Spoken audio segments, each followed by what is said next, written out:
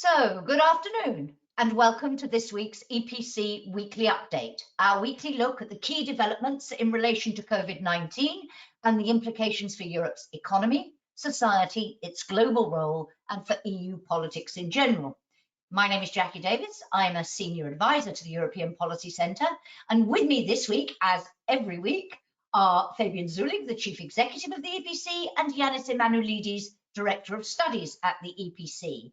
And later on, when we're going to turn our attention to the impact of the crisis on the Schengen zone and free movement of people, and on the planned proposals for a new pact for asylum and immigration, we will be joined by Marie de Sommer, who is head of the EPC's Migration and Diversity Programme, and by Olivia Sundberg Diez, who is a policy analyst in the same programme. So as usual, we're going to start this week with the key developments at EU level. We're going to have a quick look at the Commission's new tourism and transport package. We're going to give you an update on those eagerly awaited budget proposals and the recovery initiative, and discuss briefly the latest angry exchanges in relation to the German Constitutional Court ruling of last week. Then, as I say, we'll move on to Schengen and migration later. As always, totally interactive session. I'm going to ask some questions. I will open up to the floor to you twice today. The first time after we've done the general update, and then the second time once we have had an initial discussion on Schengen and on migration and asylum. For those joining us for the first time or who have forgotten because they're using 300 platforms and can never remember where the buttons are on each of them, which is the case for me, your microphones are muted. But if you want to ask a question, you can do it in one of two ways. Either please click on the raise hand button, you'll see a little hand, click on that, and I will unmute you when the time comes and give you the floor. If you prefer to write your question, click on the enter a question button. Write it and hit enter. And can I remind you, please, a big plea from me, don't write me small essays that it's hard for me to read while also talking to my panelists. Short, sharp questions would be much appreciated. I should say, with nearly 200 of you joining us today, if we don't have time to get to all your questions, someone will come back to you and try to answer them after the session. So let's get underway. And Janis, can I turn to you first? Commission Vice President Margarita Skinas said, and I quote, "Tourism is vital to the single market and its four freedoms, and a key contributor to the EU's economic, social and cultural way of life." What is your broad assessment of this package of measures on tourism and transport that were unveiled this week? We'll leave aside the free movement issues. We'll discuss those later when we talk about Schengen more generally. But how would you assess the package overall? Well, first of all, I think that Margarita Skinas is right. Tourism is a very important sector. It's strongly hit by the crisis. It is affecting especially those countries which are strongly hit by the crisis. If you look into Italy, Spain, or France. So this is a package that is needed. We all went as an EU 27 very chaotically into the health crisis. So there's a question as to whether we can organize ourselves when we exit, when we try to at least exit the crisis, but it's very unclear whether we will be able to make it. We had in April from the Commission President and the European Council President a joint European roadmap for lifting containment measures, which was rather a general document. And now you have the more concrete package of documents on tourism and transport, which includes a lot of elements. It speaks of an overall strategy. It includes an approach to how to restore free movement. We will be talking about that later. A framework of how to support a gradual restoring of transport while ensuring passenger safety, criteria for restoring tourism with some guiding principles and measures, and some improved rules with respect to a travel voucher. So it's a comprehensive package. It includes a lot of elements, but it is very unclear as to whether the member states will, at the end of the day, actually play ball, whether they will take up the proposals which the Commission has put forward.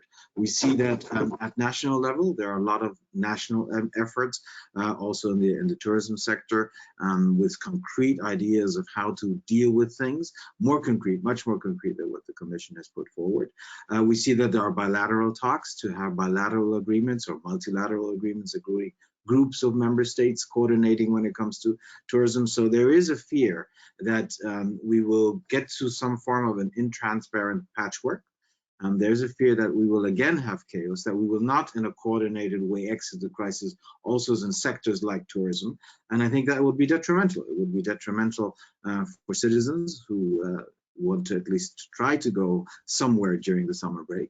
And it would be detrimental for the economies of the countries which are very much depending on the tourism sector. So good step, but not enough.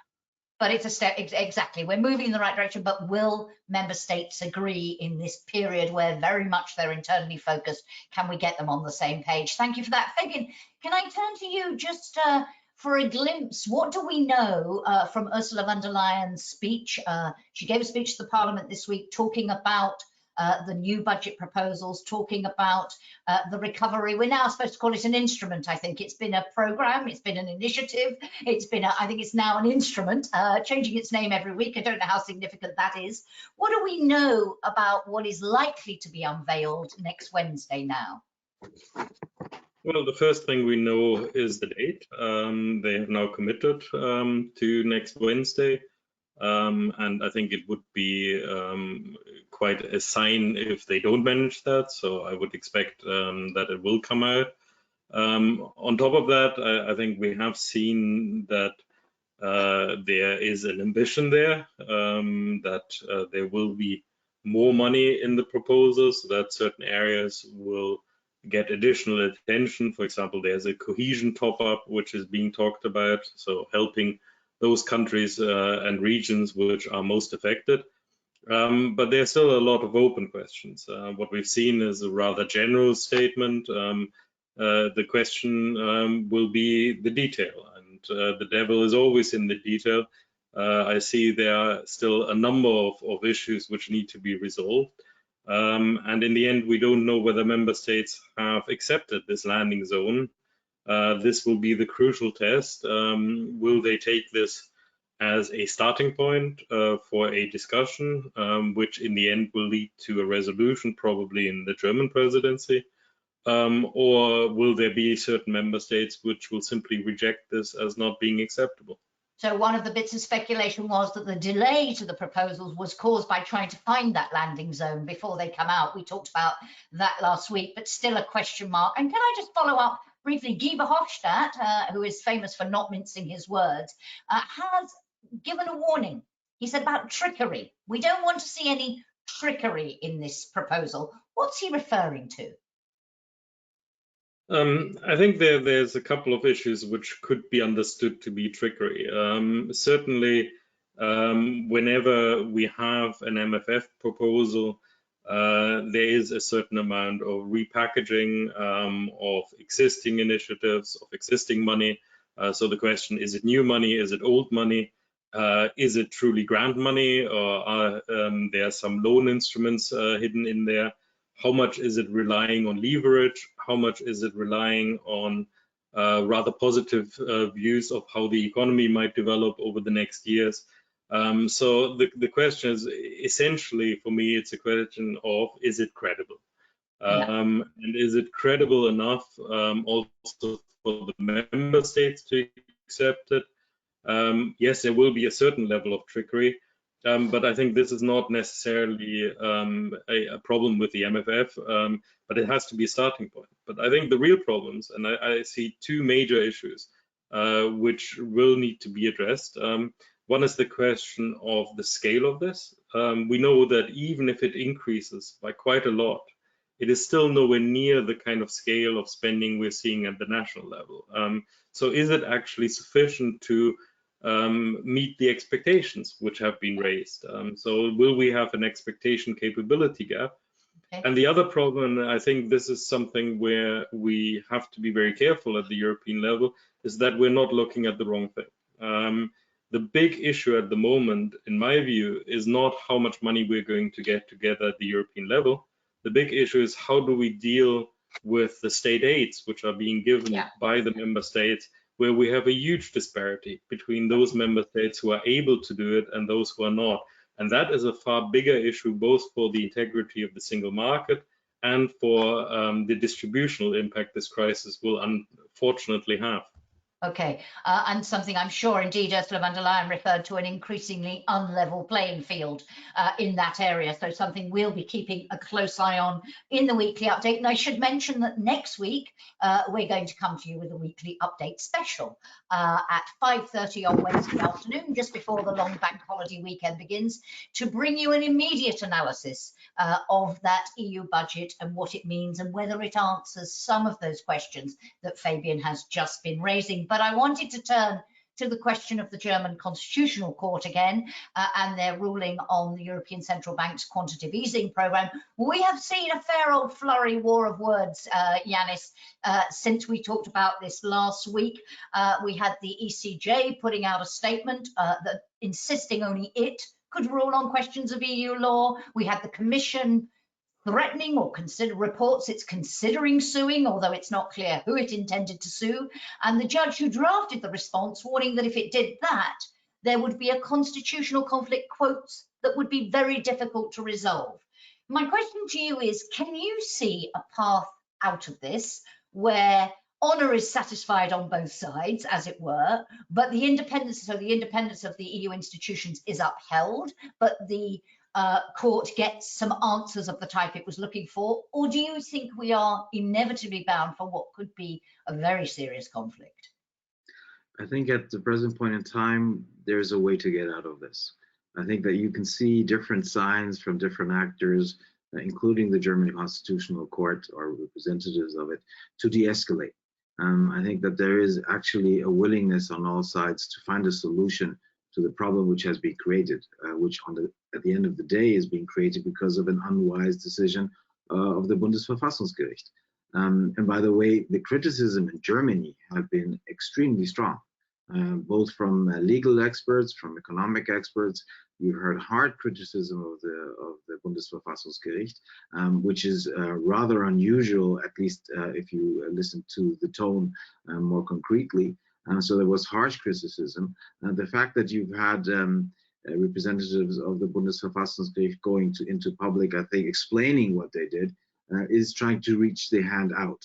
And I think now a key role to play is for the Bundesbank, the German central bank, to find a solution to this, arguing why what the ECB did in the past with respect to bond buying programs had been proportional, arguing that case, which is a bit ironic given the fact that it was especially the Bundestag and the president of the German Bundestag which had been very critical about the bond buying program. But I think that the Bundesbank will have to play a key role in trying to de-escalate the situation now. The question is, what happens in future? I think the real test will come up if the going gets tougher, if we have the ECB being forced to go in even deeper into its toolbox and be creative in how to deal with the crisis, especially the economic and potential financial effects of the crisis.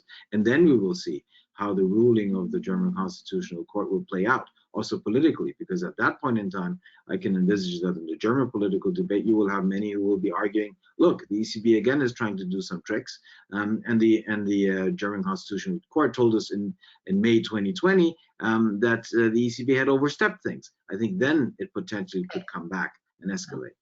Okay, I'm not seeing any questions coming in on these topics now. If you have any questions on those, we can take them now or we can come back to them later. But Fabian, did you want to add a brief word in relation to the Constitutional Court ruling?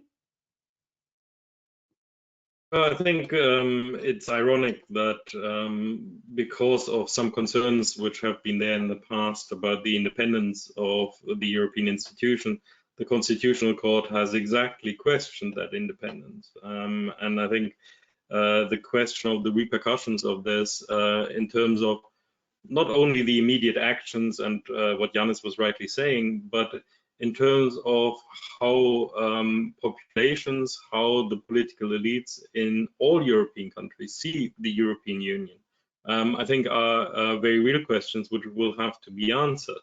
It puts this question of essentially a supranational independent level in question, because if any constitutional court in Europe can demand that this level justifies itself in front of the national courts, then we are very quickly in a situation where the whole system cannot function anymore. So this is potentially very serious, even if it doesn't have immediate repercussions.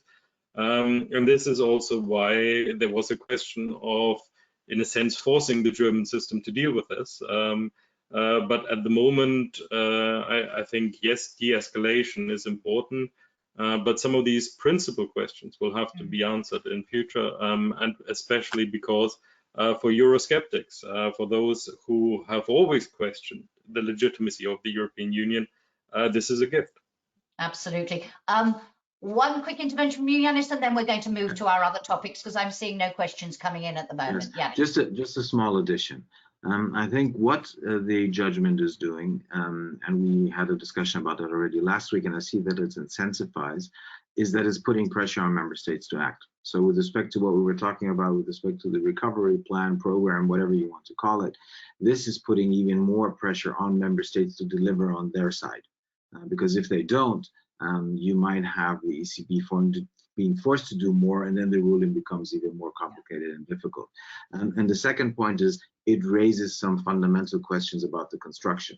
And I think that it increases the pressure that at some point in the near future, maybe, for example, in the context of the Conference on the Future of Europe, we have to reconsider how the system functions, and maybe even reconsider as to whether the primary law as it is in place is sufficient. And I think this is something which the Bundesverfassungsgericht ruling has showed us once again. Thank you. I'm sure we're going to come back to this over the coming weeks, but let us turn now to that key element of the Commission's package on tourism and transport, namely the free movement of people, and more broadly consider the Commission's plans for a new pact for asylum and migration. As I mentioned earlier, we're going to be joined now by Marie de Sommer and by Olivia Sundberg Diez, who are respectively head of the EPC's Migration Diversity Programme and a policy analyst in that programme. So a very warm welcome to both of you. If I could start with you, Marie, and talk a little bit about Schengen. Emmanuel Macron a while ago warned that we might be talking about the death of Schengen. And you wrote an article for Euronews some time ago where you said we seemed to have almost overnight, and I quote, turned back the clock on decades of European integration and free movement rights. But you said then, Schengen isn't dead. The test comes when the border controls begin to be lifted. So where we are now with this package of proposals from the Commission and different things happening in different member states, what is your verdict at the moment? Is Schengen potentially dead? Are we at risk of that? Or how do you see the situation? We have a sound problem. Hang on a second. I don't know whether our magical wizard in the background can help. I unmuted myself, so I think I'm here. We've got you. So, is Schengen dead or is it still alive and kicking? Schengen is in a very poor state of health, but it still is too soon to tell whether this will really be the deadly blow.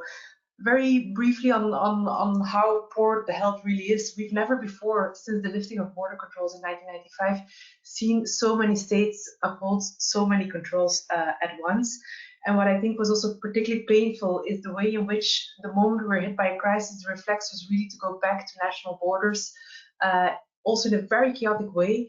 It's really not what you would expect from an area in which there has been cooperation for decades and in which we have had border-free travel for 25 years. Still, whether Schengen will survive this or not, we can't really state at this time yet. I still hold, as I wrote in the earlier article and as you quoted, that everything will be depending on the lifting of the controls. So first, will the lifting of the controls be more coordinated than the reintroduction of the controls? Will there be no discrimination among citizens and among regions as the Commission is calling for? And above all, will controls not linger longer than is necessary, both when it comes to the health situation after the virus is gone? That might take a long time, but also maybe already at a stage when science tells us that blanket travel restrictions are not the way forward for controlling the further spread of the virus, but actually what we need is tracking and tracing tools.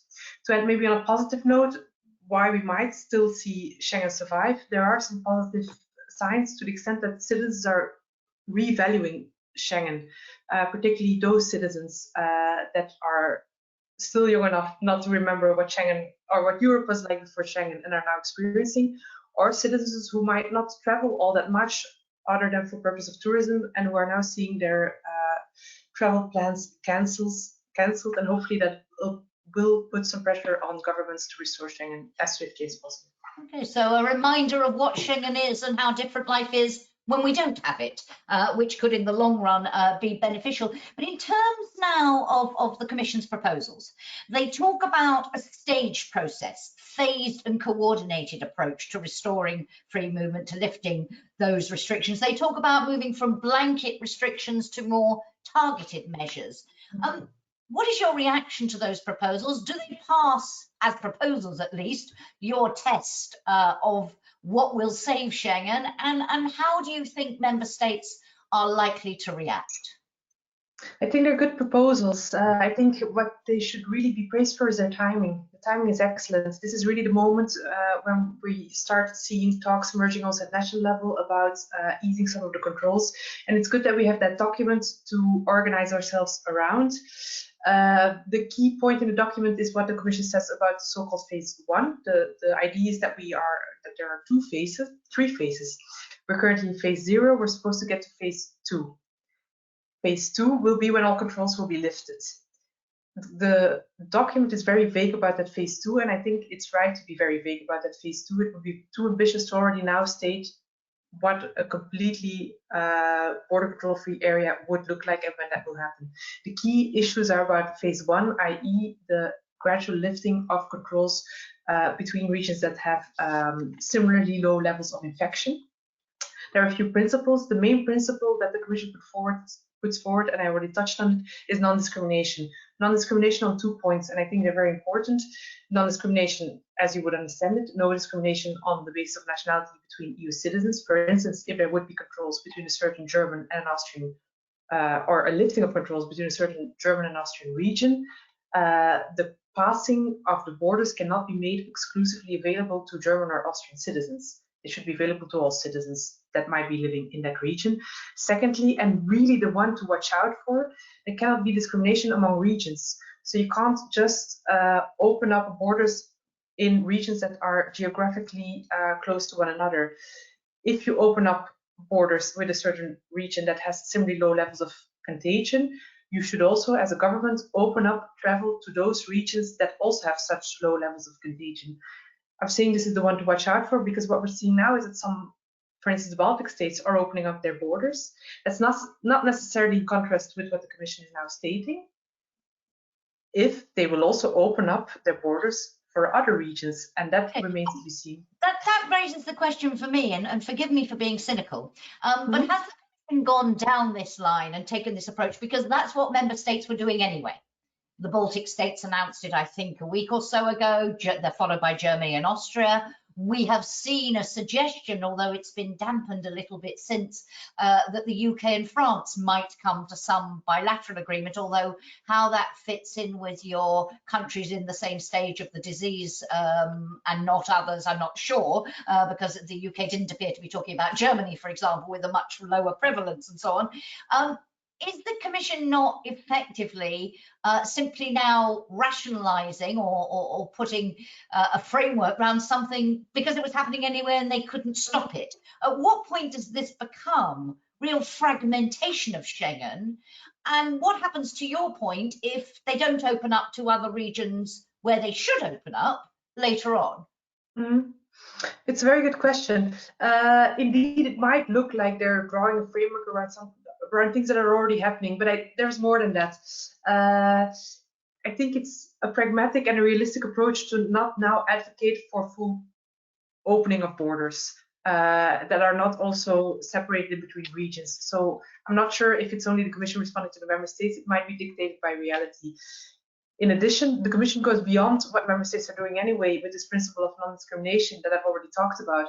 I think that might be a very difficult principle to start enforcing, and that definitely goes beyond what seemed to be the bilateral or the more than multilateral talks amongst member states at this stage. So I do think the Commission is stepping up and moving beyond member states' conversations. You also asked what could the Commission do. And there I would say, and the interesting bit in this non-discrimination principle links to so-called tests of proportionality. The Commission has the right to check and to push if controls are no longer proportionate or necessary for what they're seeking to tackle, in this case, public health crisis. If, as a country, you open up borders to a certain region with a similarly low level of contagion, you're basically stating this is, from a public health perspective, something that we think is feasible, and you have no longer any grounds to justify why you would not open up the borders to other regions. On that basis, then the Commission, if member states don't open up to all the regions with similar low levels of contagion, the Commission can simply state the controls are no longer proportional and start pushing there. And it can be immensely complicated. Just a very brief follow-up, if I might, because, for example, I mentioned the UK-France suggestion, and then people in Belgium saying, okay, so I drive across the border into France, get on the Eurostar or get on a plane, I've come from France. And therefore, we have a free movement area. I mean, this is going to be, as long as this patchwork remains, this is going to be immensely complicated for the Commission to police in some way. I mean, we're going to have to, presumably member states, they're going to have to be quite tough in terms of saying, before you do it, you must explain and be very clear about what this means and what it doesn't mean, or we'll have chaos. Exactly, and that's maybe one sort of negative thing that you can say about the communication. There's a lot of detail lacking.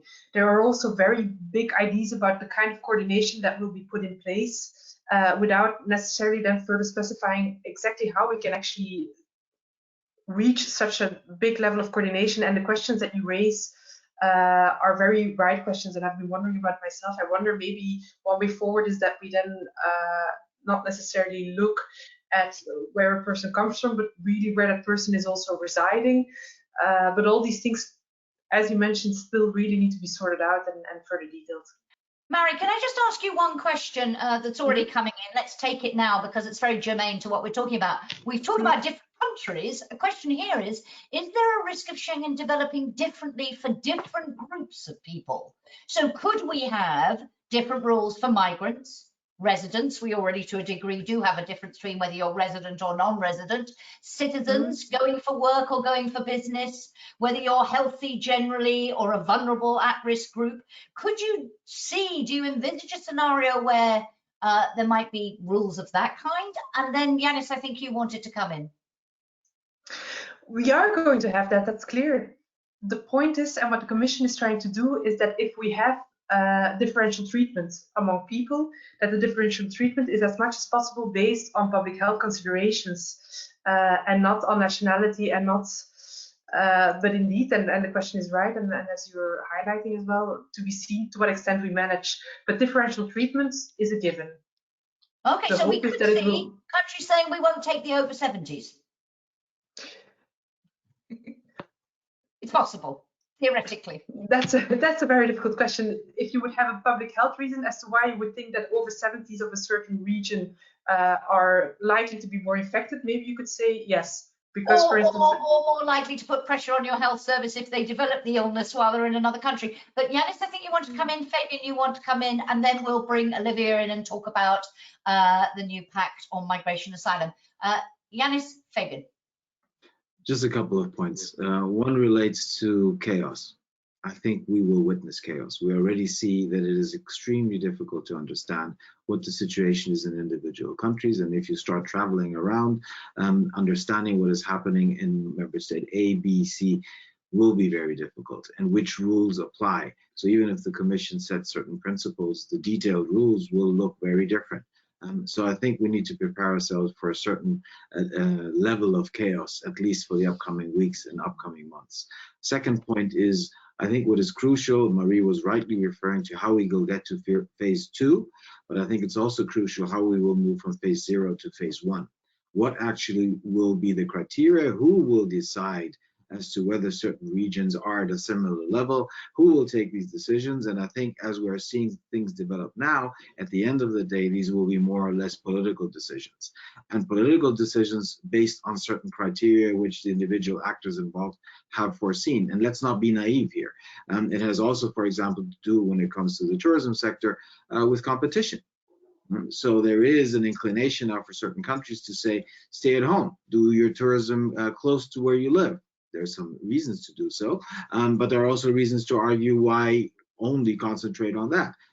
For Germany and Austria, go to Germany, go to Austria. You see that there's competition between the two. There's competition between those whose tourism is more based on people moving by cars, and others who are much more dependent on planes. So there's a lot of competition. If you have political decision, if you have chaos, this will not make the situation easier. It will make it tougher, unfortunately. Thank you. Fabian. Oh, we've lost your sound, Fabian. Can you give your, there we go. Yeah, I'm back now.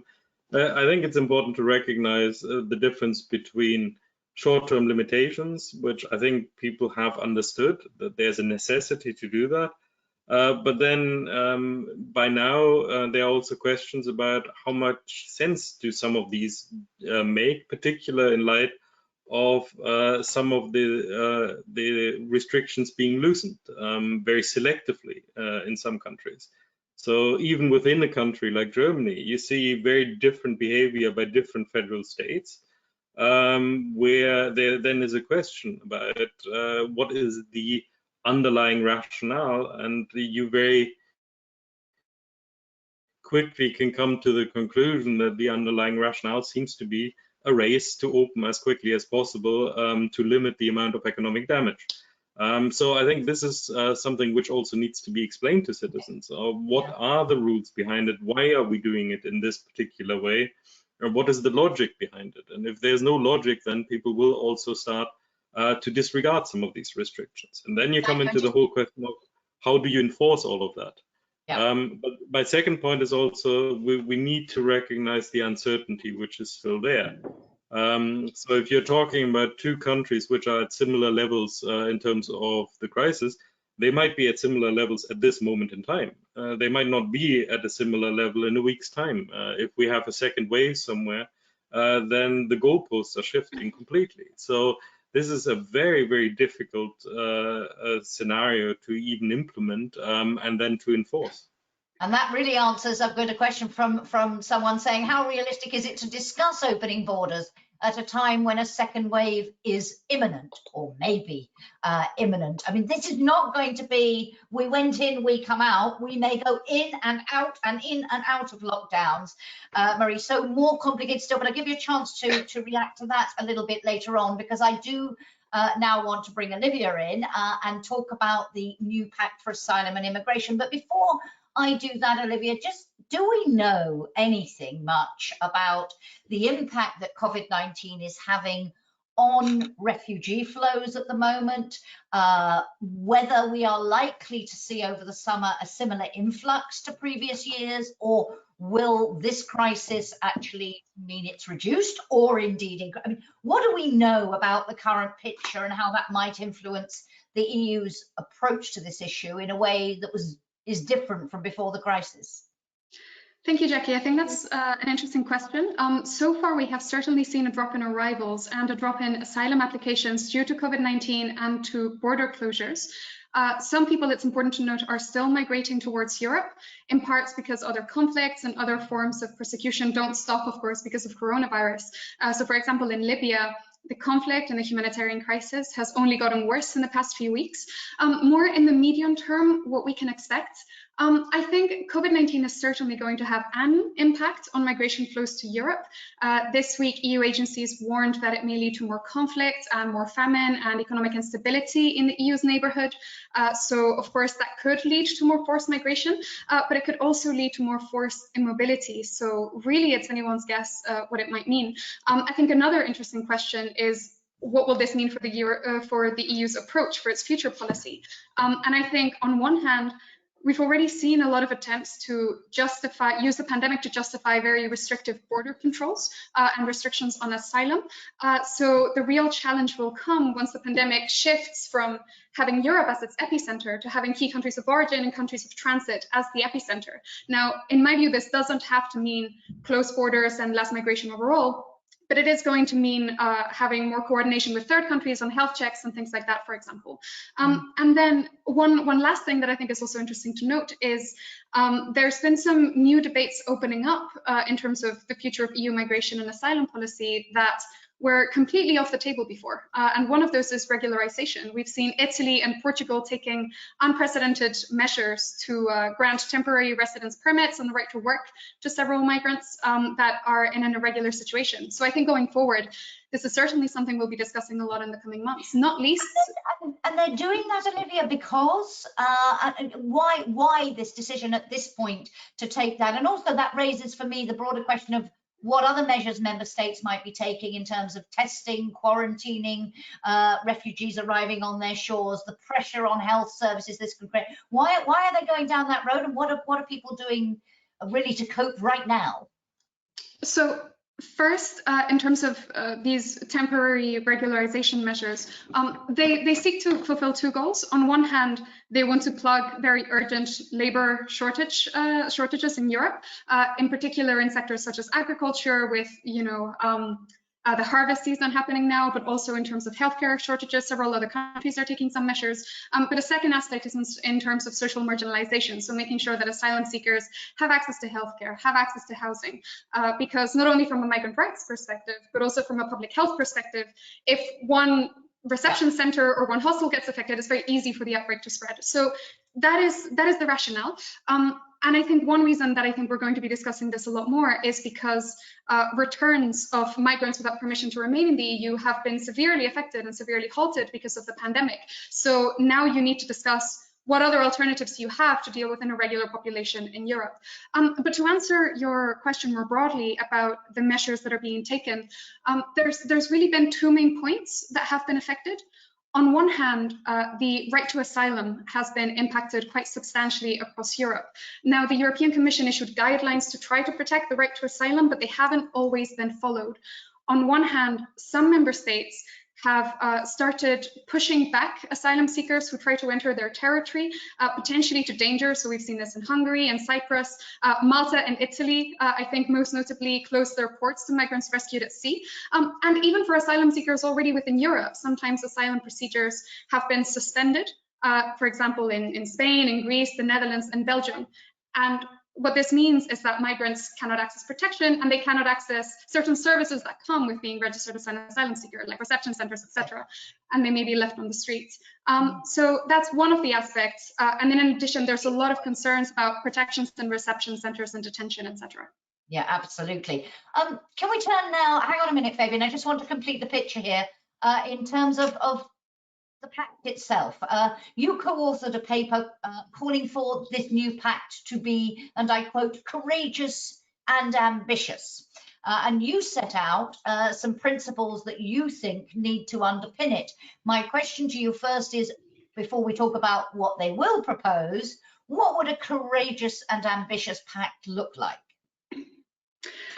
I think I'll answer this by, again, pointing out what has happened in the context of COVID-19. I think there's been a lot of lessons that are important for both the Commission and for member states to learn from the pandemic, because it's shed light in the ways that certain issues of the common European asylum system were being kicked down the road, and states were not investing wisely into that common asylum system. So, for example, reception systems for asylum seekers in the EU are chronically underfunded, which makes it very difficult to enable social distancing, which poses a problem in times of a pandemic, but also if you have future rises and arrivals. There's been a failure to develop a plan for people rescued at sea. This is not the first time that Malta and Italy closed their ports. So developing a predictable system for disembarkation and relocation should be a priority. You don't have systematic responsibility sharing and relocations from states like Greece, who have a disproportionate pressure. And all of these factors, as well as some others I could list, have made the humanitarian emergency that has followed COVID-19 a lot worse than it had to be. So in short, what we argue in the paper, and I think it's becoming clear by the day, is that we need to start investing into these things seriously to prevent and to better address future humanitarian tragedies. Because the moment you have a future emergency, it's going to be very difficult to deal with. So more concretely, this means we warn against having too much flexibility and mechanisms for responsibility sharing, and I can discuss exactly what this means in some more detail later. We warn against the border instrument that the Commission has been considering, which may systematically increase detention, and now we're seeing all of the risks that come with detention. And lastly, we warn against focusing too much on returns, which has been a priority for the Commission and Member States, and I think this comes with a couple of concerns. Okay, and do you think, I mean, I've got a question here from somebody saying, have you seen the draft of the new pact? Do we have a pact? Do we know the extent to which member states have been involved in its drafting? And more broadly, your call for ambition and courage. Are you at all optimistic that we'll see that level of ambition, that level of courage? Or I think you suggested in your paper, but this was a little while ago, not long, but a little while, maybe things have changed. You feared it would be somewhat watered down compromises and too much emphasis on the control side. Is that still your fear? Do you know what's going to be in the proposals yet? I think that fear is still exactly right. So from what we know, of course, a lot may have changed. First and foremost, COVID-19 has shifted the publication date of the new pact. We don't know exactly when it's going to come out, but it is most likely going to be before, well, there's at least pressure from the German presidency, which takes up on the 1st of July, for it to be published before that, because they want to make migration and asylum a key part of the presidency. Of course, the contents may have changed, but I don't think so. From what we know, the Commission's proposals were already nearly finalized a few weeks ago, and what they entailed is, on one hand, watered down compromises in terms of responsibility sharing, as you mentioned. So there's a consensus that Dublin, which determines which states take responsibility for asylum seekers, that Dublin clearly doesn't work and has to be reformed. Some states have been pushing for mandatory relocations. Other states refuse any degree of mandatory solidarity. So what we're likely to see is some form of mandatory flexible solidarity by which all states contribute, but not necessarily through relocation. So that's a proposal that we're likely to see. And then on the other hand, we are still likely to see a control-oriented focus, so on accelerating asylum procedures at the border, which may come with more detention, and increasing returns. From what we've heard, none of this changes much because of COVID-19. In fact, Home Affairs Commissioner Ylva Johansson said earlier this week that she's not aiming for the perfect proposal, which may have already been on the table, but she's aiming for one that states can agree to. So I think, indeed, the approach seems to be finding a compromise rather than finding the best possible. I mean, raises the question in my head, you say, and I too have heard the German presidency insisting this remains a priority, but they've also talked a lot about this being a corona presidency and that their biggest priorities obviously will relate to the health and economic issues raised. A question mark, will they really have the capacity, the political bandwidth to pursue this and get anywhere? We know this is the hardest topic. Fabian, you want to come in, then Janis, and then I'll take any more questions there might be. Fabian first. Sure. Yeah, I think it's hard to say at the moment what the long-term impacts are going to be, and in particular, I think the question of what will the structural changes which we're going to see in our economies result in terms of both asylum and free movement within the European Union. We've already seen some very interesting developments for those who are already here and for those who might come in future. If you look at one example, there seems to be a tendency for the workers from Central and Eastern Europe to start going home more. Now, if that is a trend which persists beyond this immediate health crisis, that will have big implications for a number of sectors, for a number of economies. So there are these big changes which are happening. But unfortunately, if we're looking at our neighborhood, if we're looking at the less developed parts of the world, I think what we have to expect is that things will get significantly worse, and that will increase the push pressures for migration. We will, in my view, see an economic crisis, and that also raises a big question in terms of how we deal with that, because it will mean particularly a big increase in economic migrants, in people who no longer have the ability to meet their economic livelihoods in the country of origin, where the situation, no matter how difficult it will be in Europe, it will still look far more attractive than in some of those countries because there the economy has very little space to adapt to the changes which come with Corona, and the governments don't have the capacity to cushion the impact. So I think what we're going to see is a new wave of pressure of people coming who are coming here predominantly for economic reasons, but in a situation where they're very desperate. So I think what we can expect rather sooner than later is, for example, an increase in the boats in the Mediterranean and an increase pressure in the Middle East through Turkey into Greece. So we have to start preparing for how we deal with those numbers coming. And at the moment, I think we are not prepared yet. I was going to say, I mean, do you have any confidence, going back to my question about political bandwidth, in the midst of all the things that governments are dealing with, and this being demonstrably proven to have been the most difficult one for the EU to ever resolve, do you have any confidence that they will indeed make the necessary preparations? Well, I think it's probably more for Olivia to come in here, but I do think that there has to be a recognition that of all the crises we have experienced in the last years, probably the migration crisis was coming closest to putting the whole of the European Union into question. So this is very easily, again, an existential question, and certainly, if we're talking about reopening of borders, if we go back to a situation where we have these huge external pressures, then that's also not going to resolve anything internally very soon. Thank you. Janis, you want to come in and then I'll come back to you, Olivia, I promise. I just want to add to what Fabian said, and with the question which Olivia in a way raised when she was trying to answer your question, which was, what can we expect in terms of pressures in terms of migrations in the future because of COVID-19? And Olivia was indicating that there are reasons to argue that you might have even less pressure because of the situation deteriorating in the countries of origin, which might make it more difficult for people to leave if you're in the midst of a health crisis. But I think the expectation, the overall expectation is in the Commission, but also in national capitals, that as we progress into different phases and future phases of the COVID-19 crisis in individual countries of origin, that actually the pressure will re-increase, that you will have more people trying to come to Europe. And that, if that's the basic scenario, and that from what I read, this is what the basic scenario is inside the Commission, is inside member states, you need to prepare for the future in a certain way. Whether that has to do with EU-Africa relations, where you need to put even more emphasis, where you also need to walk the walk and not only talk the talk. Whether it has to do with returns, which Olivia was referring to earlier, whether it has to do with the German presidency.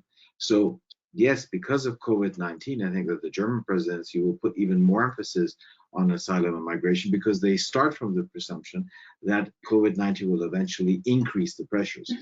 And that, by the way, shows you how all these crises are linked with each other, and why we are just in a new phase of the polar crisis. Absolutely. Olivia.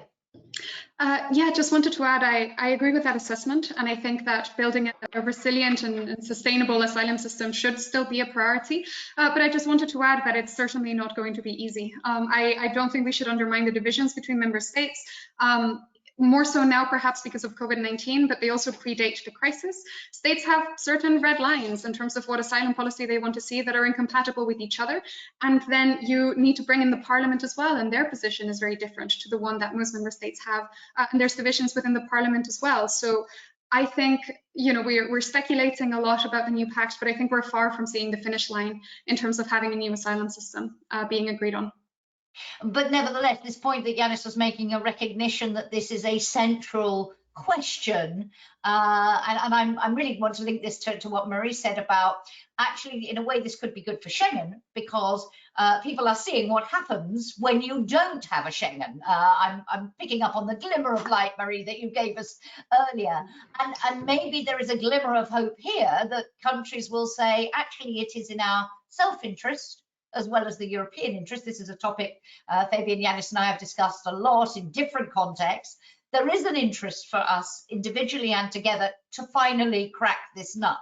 But Marie, can I bring you in here? Just a thought on, we're talking about two existential questions potentially, Schengen and now the whole question of migration and the pressures it's put on the European Union and that solidarity we were talking about. Are you overall optimistic or pessimistic about how this plays out? Definitely pessimistic for migration, I think, and adding a few thoughts on discussion that we already had, and I agree with most points raised. One further danger is that, of course, there will be very little political energy for this migration question, because Olivia highlighted a number of very problematic issues that are happening across Europe, but that are not necessarily very widely picked up in the media and are not necessarily on people's minds very strongly, which then might translate also in the political priorities. So in that sense, I'm very pessimistic. And as mentioned for Schengen, I'm still in two minds. I'm pessimistic about its current state of affairs. I hope the lifting will go better than the reintroduction. If that happens, there is cause for optimism. Okay, I'm not seeing any questions coming in from our audience at the moment. So really, Fabian, you wanted to come in there, sorry. Sorry, I just wanted to add to the pessimism on a topic we've discussed earlier in this, on the MFF, just to say that I'm actually getting rumors that the MFF proposals are going to be postponed now to the 27th of May.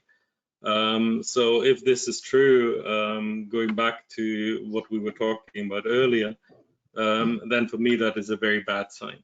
Did she not give a commitment to the Parliament that it would be next week, Ursula von der Leyen? Well, exactly, and I think this is that within hours of that commitment, virtually, if you then have a backtracking from that, it's for me indicates that there are still very significant disagreements in some capitals about what is going to happen, and that also in this area, some of the red lines which were there before the crisis started have not actually gone away.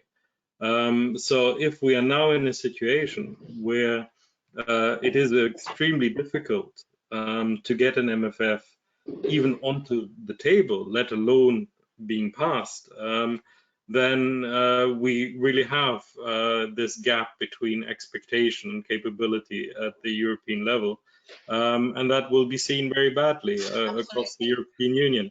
And I think that also applies to some of these other issues. If we are not seeing that there is a path out of the restrictions which are there, I think many citizens understand on a very personal level that these are some of the cornerstones of what it means to be in Europe, that we are able to travel, that we're able to go across borders, that we have the ability to help others when we have the need in some of those countries. If Europe doesn't deliver on these crucial questions, it will raise a lot of questions about what is Europe actually for in this kind of crisis.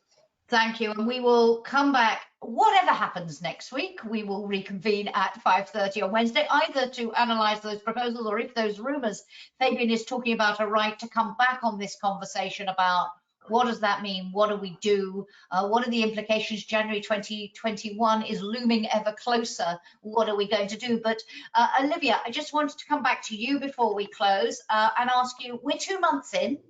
We've talked about what has happened so far in terms of refugee flows, how member states are responding and so on. If you had to draw one lesson from the crisis so far in relation to the whole area of asylum and immigration, what for you is the lesson you would like to see the EU as a whole and member states take from developments so far? Same quick question to you all, and then we'll wrap up. I think that's a very good question. I think what we have learned in the context of COVID-19 is the importance of having an asylum system that is both sustainable, resilient, and humane. I think we've seen several examples of ways in which excluding refugees or asylum seekers from the response to COVID-19 both damages them, damages the sustainability and resilience of the system, but also damages public health because it puts them and others in a situation of greater risk. So I think the focus now going forward should be on how the EU can be better prepared in advance for future humanitarian emergencies, because of course the main test hasn't been how well states could respond to the pandemic once it started, but what steps did they take in advance to build a system that was well prepared to deal with it. So I think going forward, being better prepared to address future emergencies as they happen and ideally prevent them should be a priority going forward. Thank you. Marie. Thank you, Jackie. I'll be a little bit of trickery on your question. I want to draw lessons from the previous Schengen crisis that we had, and that is actually still ongoing and not receiving enough attention. We also still have the border controls in place that were originally put in place in 2015, 2016 to deal with migration arrivals, and that were continued on even when the numbers started dropping significantly as from mid-2016 onwards.